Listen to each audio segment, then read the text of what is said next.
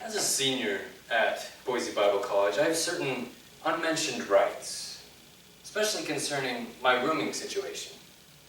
Now, the dorms that I live in, there's 4 rooms to 1 dorm room. So it's a quad dorm room. And originally, it was myself and my freshman roommate, Caleb. Now, this meant that we each had 2 rooms to ourselves. We each had more privacy, we each had more space. It was awesome. But one of the resident assistants later notified us that there was a mistake in the housing situation. And it turns out we had another roommate. Well, I didn't want to give up one of my rooms, and Caleb didn't want to give up one of his rooms. There was a bit of a tension there.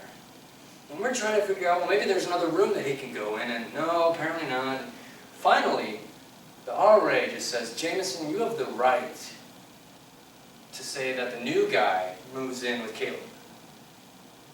You have the right to do that because you're the senior. Now that unsettled me. That little word, right, unsettled me. That little word permeates our American culture today.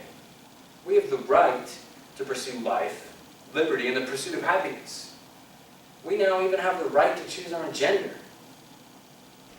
But what do we, as Christ followers, how are we to engage with these rights? What is our view supposed to be like?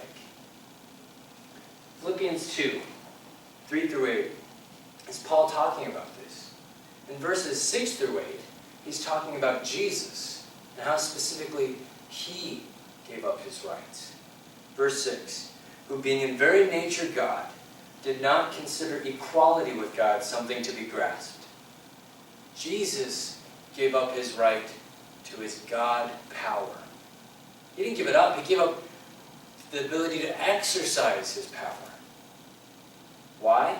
In verse 7, being made in human likeness, being found in appearance as a man. He gave up his power as God to exercise that to become a man. And he had every right to that power. He is God. He is all-powerful. But he gave that up. And he doesn't stop there. Verse 7, but made himself nothing, taking the very nature of a servant. Jesus gave up his authority. He is the King of Kings and the Lord of Lords. And yet he decided to come down as a servant. He washed his disciples' feet, his followers' feet. No king does that. But he did. He gave up the right that he had to authority, the ultimate authority. And it doesn't stop there. In verse 8, being found in appearance as a man, he humbled himself and became obedient to death, even death on a cross. Jesus gave up his right to life.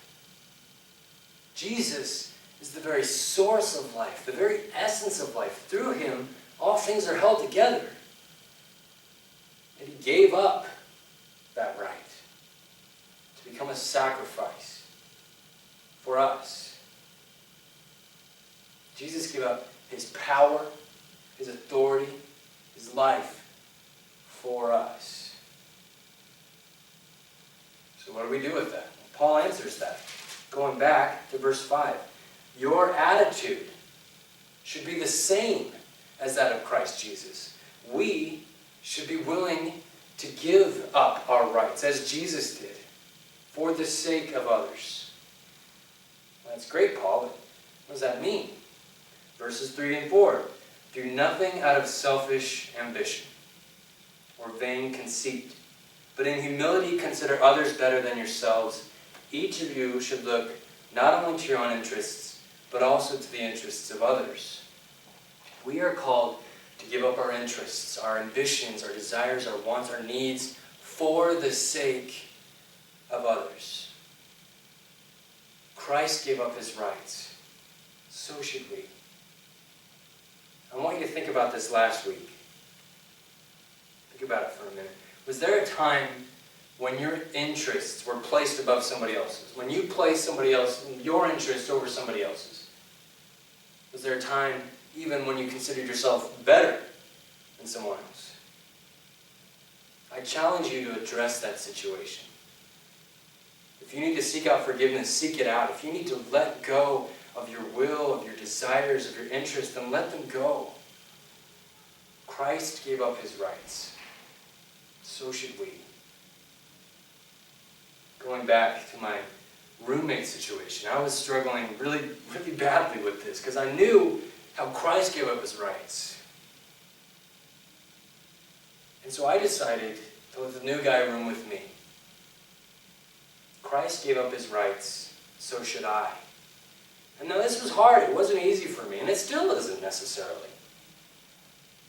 But then I think of what Jesus endured in giving up his power, his authority, and his life, and my situation pales in comparison. Christ gave up his rights. So should we.